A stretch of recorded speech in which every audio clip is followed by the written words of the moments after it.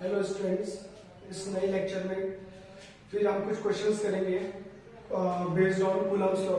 तो जैसे ही question board पे लिखा हुआ है, four charges plus Q minus Q and minus Q are placed at the four corners A B C D of a square of side A. Calculate the force on charge capital Q placed at the centre of the square. ठीक है, तो उसको हम पहले figure बना लेते हैं। इसके लिए we have a given square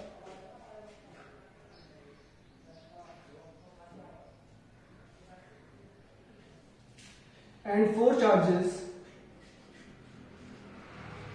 are placed on A, B, C, D.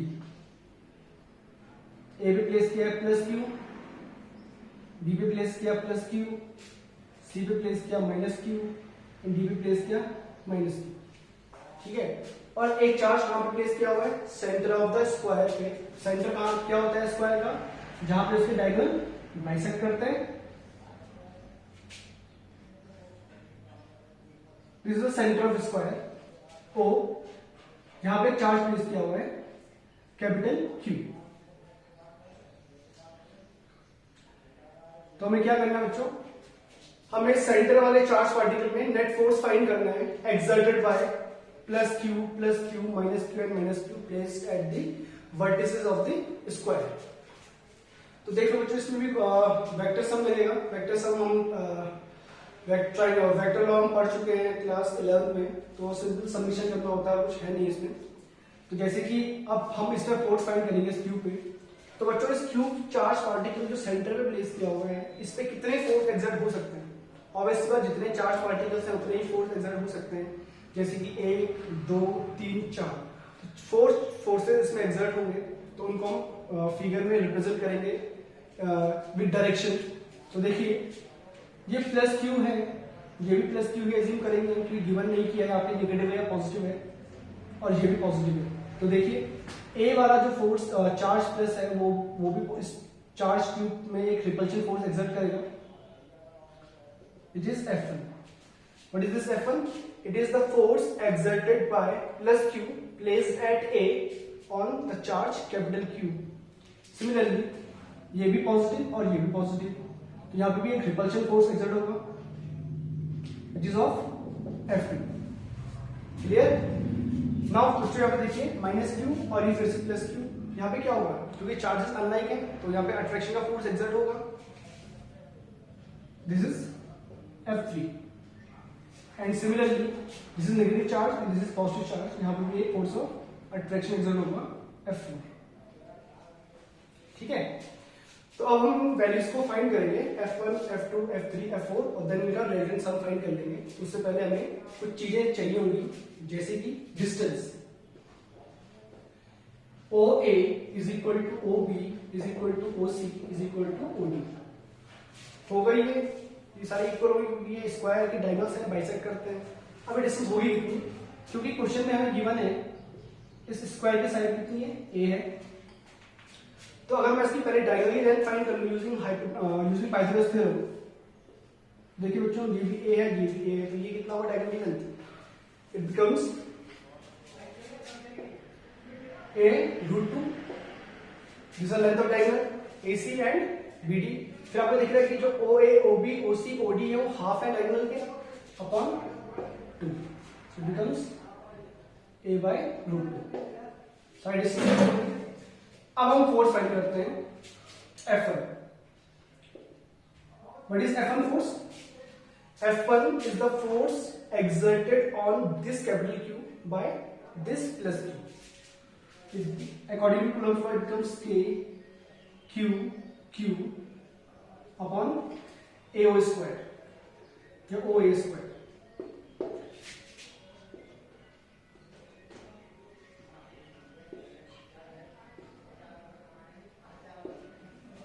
ठीक है, similarly F2 KQQ upon OB square.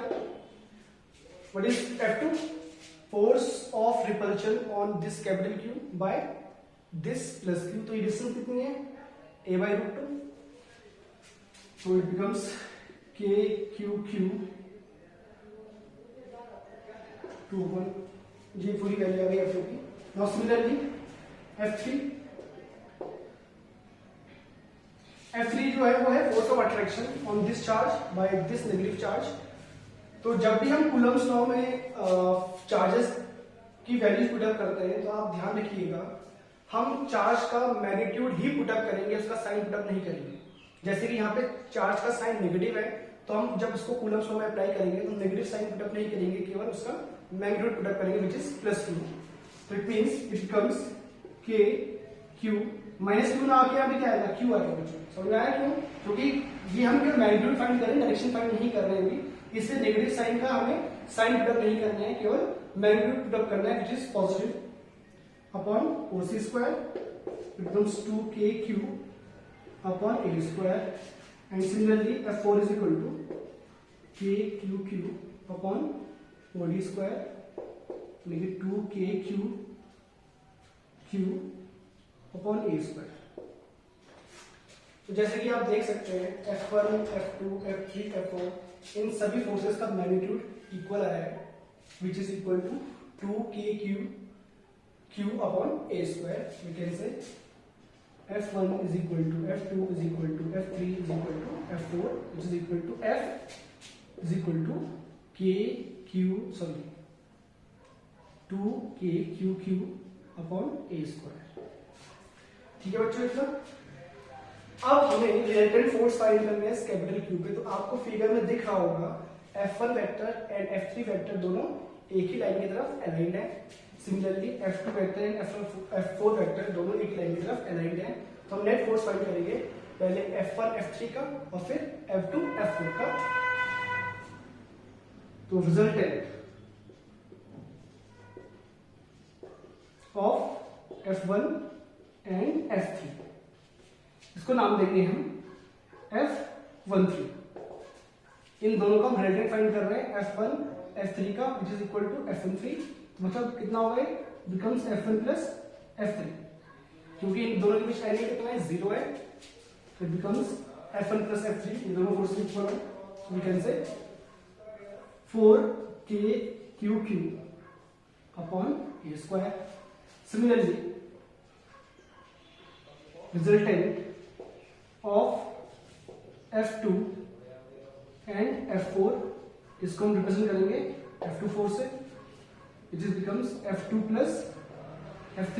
we can say 4KQQ upon A square. ठीक है बच्चों। अब अगर हम बात करें F1 और 3 के रिजल्टेंट फोर्स की तो वो है F1 3। तो डायरेक्शन क्या होगी इसकी यही तो होगी F1 3 वेक्टर। एंड सिमिलरली अगर मैं F2 F4 का रिजल्टेंट की डायरेक्शन फाइंड करूं तो वो इस साइड ही आएगी विच इज F24 वेक्टर। ठीक है बच्चों। तो अब हमारे पास केवल दो फोर्स रह गए हैं which is F13 vector and F24 vector. अब मुझे इन दोनों का रिजल्टेंट फाइंड करना है। तो देखिए आप what is the angle this is angle 90 degree क्योंकि हमें पता है स्क्वायर के एंगल बाइसेक्ट करते हैं राइट एंगल पे। तो ये एंगल 90 डिग्री होगा। तो अब हमें फाइंड करना है resultant of F13 and F24।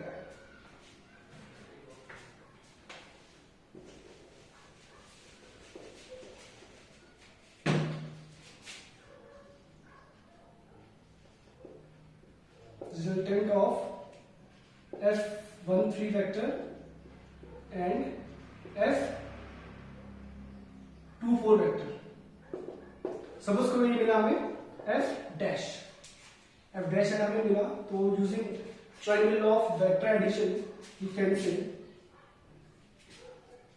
F13 square plus F24 square plus 2 F13 F24 and cos 90 degree. ठीक है बच्चों। cos 90 degree 0 it becomes under root of F13 square plus F24 square. ठीक है और ये हो गया पूरा 0। अब आप देख सकते हैं F13 एंड F24 दोनों फोर्सेस क्या हैं इक्वल है in magnitude. we can write 2 times of f13 square or 2 times of f24 square. So we can say f13 times of root 2. Now put the value of f13, which is equal to 4 root 2 k cube, 4 root 2 k cube upon a square. So this is the net force which exerted on the charge capital Q placed at the center of the square. ये तो गया इसका magnitude total net force का। अब हमें इसकी direction भी find करनी है। तो देखो बच्चों डायरेक्शन बहुत इजीली हम फाइंड कर सकते हैं। उसके लिए हमारे पास ट्रायंगल ऑफ वेक्टर डायरेक्शन के लिए फॉर्मूला है। बट यहाँ पे देखिए आप F13 force and F24 force दोनों इक्वल फोर्सेस हैं और इंक्लाइन है 90 डिग्री पे। तो जब ऐसा केस होता है तो जो रिजल्टिंग फोर्स होगा आपको पता है वो बाइसेक्ट करता है एग्जैक्टली। तो it means it bisect this angle 90 degree, it becomes f dash which is inclined 45 degree with f13 vector, or we can say inclined 45 degree with f24 vector. ठीक है बच्चों, तो इस तरह से हमने नेट फोर्स फाइंड कर लिया Q पे और उसका डायरेक्शन भी फाइंड कर लिया। आई होप आपको ये समझ में आया होगा अच्छे से। ठीक है, अब हम कुछ और क्वेश्चन की तरफ बढ़ते हैं।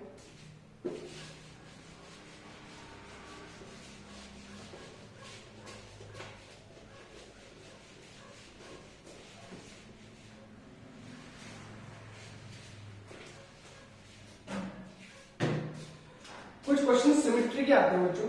सिमेट्री के क्वेश्चन में आपको एक्सप्लेन करता हूं। समझ लो हमारे पास 2 चार्जेस हैं, दोनों पॉजिटिव के हैं या फिर दोनों नेगेटिव के हैं, बट ऑफ इक्वल मैग्नीट्यूड। इसका मतलब दोनों प्लस क्यू होंगे या फिर दोनों माइनस क्यू होंगे। ठीक है, सपोज करो the distance between these 2 charges is a। तो अगर मैं कोई third charge particle exactly centre पे प्लेस कर देता हूं, कैपिटल क्यू, सेंटर मतलब a/2 एंड a/2, तो बच्चों इसमें नेट फोर्स 0 होगा इस वाले चार्ज पार्टिकल। देखिए वो क्यों होगा नेट फोर्स 0, आप समझ सकते हैं। क्योंकि अगर ये चार्ज पॉजिटिव का हो या नेगेटिव का हो उससे कोई फर्क नहीं पड़ता, बस ये दोनों कॉर्नर वाले चार्ज आइडेंटिकल होने चाहिए। आइडेंटिकल मतलब उनका मैग्नीट्यूड भी इक्वल होना चाहिए और साइन भी इक्वल होना चाहिए। तो आप देख रहे होंगे अगर ये पॉजिटिव का चार्ज होता है सेंटर वाला तो एक रिपल्शन फोर्स लगेगा इसमें प्लस पॉजिटिव की वजह से, ऐसे ही पॉजिटिव की वजह से भी रिपल्शन फोर्स लगेगा और दोनों ही फोर्सेस क्या होंगे, इक्वल होंगे इन मैग्नीट्यूड। क्योंकि देखिए आप चार्जेस का मैग्नीट्यूड तो इक्वल है और साथ में उनकी डिस्टेंस भी क्या है, इक्वल है। तो इस केस में हम कह सकते हैं कि कूलम्ब्स लॉ के अकॉर्डिंग दोनों फोर्स का मैग्नीट्यूड इक्वल होगा और डायरेक्शन भी क्या है, अपोजिट है। तो नेट फोर्स इसमें होगा 0। ठीक है बच्चों, तो सिमेट्री की पहली प्रॉब्लम थी केवल 3 चार्जेस के लिए, जिसमें एक सेंटर पे और 2 कॉर्नर पे हैं। कॉर्नर वाले चार्ज पार्टिकल का मैग्नीट्यूड इक्वल होना चाहिए और उनका साइन भी इक्वल होना चाहिए। तब सेंटर पे जो भी चार्ज पार्टिकल आएगा, चाहे वो नेगेटिव हो पॉजिटिव हो, उसका मैग्नीट्यूड कुछ भी हो, उस पर नेट फोर्स हमेशा ही 0 होगा। ठीक है बच्चों, ये हो गया 2 चार्जेस के लिए। अब आते हैं हम ट्राइंगल के केस में। Suppose this is an equilateral triangle, ये इक्विलेटरल ट्राइंगल है और इसके कॉर्नर्स में भी हमने 3 चार्जेस प्लेस किए हुए हैं। सपोज करो सारे के सारे पॉजिटिव हैं या सारे के सारे नेगेटिव हैं। ठीक है, तो बच्चों क्वेश्चन ये आता है कई बार इसमें कि जो सेंट्रॉइड में एक चार्ज प्लेस करेंगे हम कैपिटल क्यू, उसमें भी नेट फोर्स कितना होगा, नेट फोर्स फाइंड करने के लिए आता है इसमें। तो आप देख सकते हैं सिमेट्री के अकॉर्डिंग कॉर्नर वाले चार्ज सारे आइडेंटिकल हैं, तो जो सेंट्रॉइड में चार्ज प्लेस होगा उस पर भी नेट फोर्स कितना होगा, 0 होगा। ये हम इजीली प्रूव कर सकते हैं। अभी आपका होमवर्क भी है, होमवर्क ये है कि आपको प्रूव करना है कि अगर किसी इक्विलेटरल ट्रायंगल के कॉर्नर्स पे या वर्टिसेस पे हम 3 आइडेंटिकल चार्ज प्लेस कर दें तो सेंटर पे जो भी चार्ज हम प्लेस करें, सेंटर पे जो भी चार्ज हम प्लेस करें उसमें नेट फोर्स 0 आएगा। ये बहुत इजीली प्रूव हो सकता है। ये आपका होमवर्क है, आप इसे ट्राई जरूर कीजिएगा। अगर नहीं होगा तो मैं आपको फिर नेक्स्ट वीडियो में इसे एक्सप्लेन कर दूंगा। फिर आता है स्क्वायर में। This is square not rectangle, this is square having side A. तो फिर से हमने इसके कॉर्नर्स पे चार्ज पार्टिकल्स प्लेस किए हुए हैं identical, plus Q plus Q plus Q and plus Q. तो फिर से इसके सेंटर पे जो नेट फोर्स चार्ज होगा, नेट जो चार्ज होगा, कोई भी चार्ज जिस प्लस क्यू और माइनस क्यू, जिस कुछ भी इसका मैग्नीट्यूड हो सकता है। फिर से देखिए बच्चों, इसमें भी नेट फोर्स जीरो ही आने वाला है। बहुत सिंपल सा है, देखिए ऐसा क्यों हो रहा है, देखिए आप इसको इजीली, ये बहुत इजीली है, तो इसे यहीं पे एक्सप्लेन कर देते हैं। देखिए ये प्लस क्यू इस क्यू को रिपल करेगा, ठीक है, फिर ये वाला भी इसको रिपल करेगा, दोनों फोर्स इक्वल होंगे, कैंसिल होंगे। सिमिलरली ये प्लस इस वाली क्यू को एक्सर्ट करेगा एक रिपल्शन फोर्स, एंड ये वाला क्यू भी इसको एक्सर्ट करेगा रिपल्शन, दोनों फोर्स में से क्या होंगे, इक्वल होंगे, आइडेंटिकल होंगे, नेट फोर्स कितना होगा, जीरो हो गया, ठीक है। तो बच्चों ऐसे सिमेट्रिकल क्वेश्चन जैसे कि अब नेक्स्ट जो फिगर आएगा वो आएगा आपका पेंटागन का, रेगुलर पेंटागन।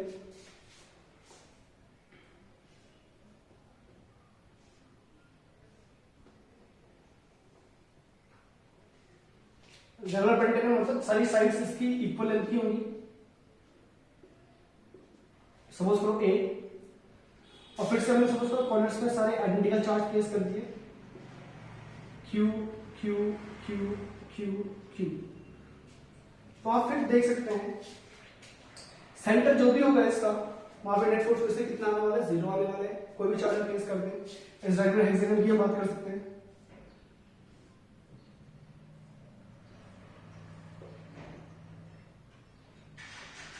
रेगुलर हेक्सागन की सारी साइड्स से इक्वल होंगी ए की, और अगर मैं कॉर्नर स्पेस के सारे आइडेंटिकल चार्ज प्लेस कर देता हूं, Q Q Q Q Q Q Q Q Q, तो फिर से आप अगर देखते हैं सेंटर पे एक चार्ज में प्लेस कर दूं कैपिटल क्यू, तो फिर से इसमें नेट फोर्स कितना आएगा, जीरो आएगा। इसको भी इजीली प्रूव कर सकते हैं, रिपल्शन का force due to this charge, repulsion due to this charge, दोनों force equal and opposite, cancel out. Similarly repulsion on this due to this charge, repulsion on this due to this charge, दोनों equal and opposite, and similarly यहाँ पे भी ऐसे होने वाले हैं, तो नेट फोर्स जीरो आएगा। तो ये कुछ क्वेश्चंस हैं सिमेट्री वाले। सिमेट्री में आपको ध्यान में रखना है कि सारे चार्ज कॉर्नर्स वाले आइडेंटिकल होने चाहिए, उनका साइन भी इक्वल होना चाहिए, साइन भी सिमिलर होना चाहिए, और चार्जेस का मैग्नीट्यूड भी इक्वल होना चाहिए, और ज्योमेट्री रेगुलर होनी चाहिए। मतलब साइड्स जो भी आप ट्रायंगल लें या स्क्वायर में, पेंटागन में, हेक्सागन, सारी साइड्स इक्वल होनी चाहिए। सारी साइड्स अगर इक्वल होगी तभी ये सिमेट्री क्वेश्चन बनते हैं, तो आप उनको इजीली सॉल्व कर सकते हैं, ठीक है बच्चों। तो होप आपको ये समझ में आया हो। आप चाहे तो घर पे इसको ट्राई कर सकते हैं, एक दो क्वेश्चंस, और जितनी भी हो सके आप क्वेश्चन ट्राई करें। नेक्स्ट वीडियो में मिलते हैं इससे आगे, थैंक यू।